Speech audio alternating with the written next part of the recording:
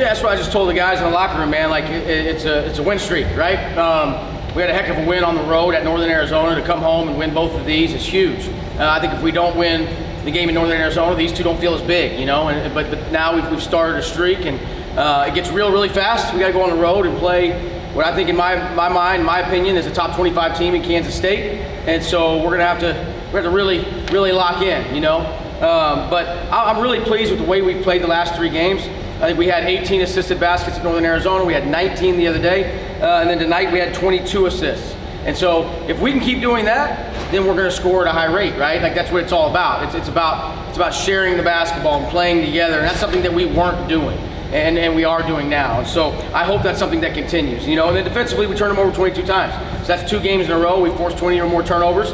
That's kind of a staple of our program. That's another thing we hadn't been doing, and we found our way. You know, we found a way to get done. So really pleased overall. Got a lot of guys minutes. Got to work on some things. Overall, there was one little small segment in the second half where I wasn't real pleased with how we executed. I think it was the only 4-minute game. If we separated into 4-minute games, it was the only one we lost, and we turned the ball over 5 times in that 4 minutes. And so I think we got sloppy. We looked at the scoreboard. Can't do that. You have to continue to work to get better. But other than that, man, I'm really proud of the guys. Really happy for the way that they've competed the last 3 games. Offense continues to perform well. You had several in double digits, including Betty All. What are your thoughts on your offensive execution today? Yeah, it comes down to the assisted baskets. I mean, we're playing together. We're sharing the ball. We're turning down good shots for great shots. And I think that's the big thing, is that we continue to do that. I think early in the year, we were just forcing the issue. Everybody was trying to, you know, take control of the game. And we've settled down finally. We realized that, hey, we don't have to do that. We can just share the basketball and move and play together. And when you make the extra, you turn down good for great, it usually goes in.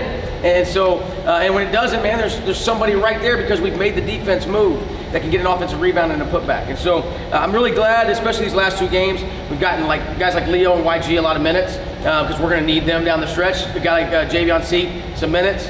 And then, you know, guys like Colby, who've worked really hard, you know, and earned the opportunity to get out there on the floor. And so really pleased with the whole outcome. Last thing for me, turnovers today, just talk about both ends. Yeah, you know, obviously defensively great. It's where we want to be, 20 or more. Offensively, we only had 4 in the first half. And I think, that's the one negative we talked about after the game, was, man, we can't have 15 turnovers, because they weren't doing anything to force turnovers today.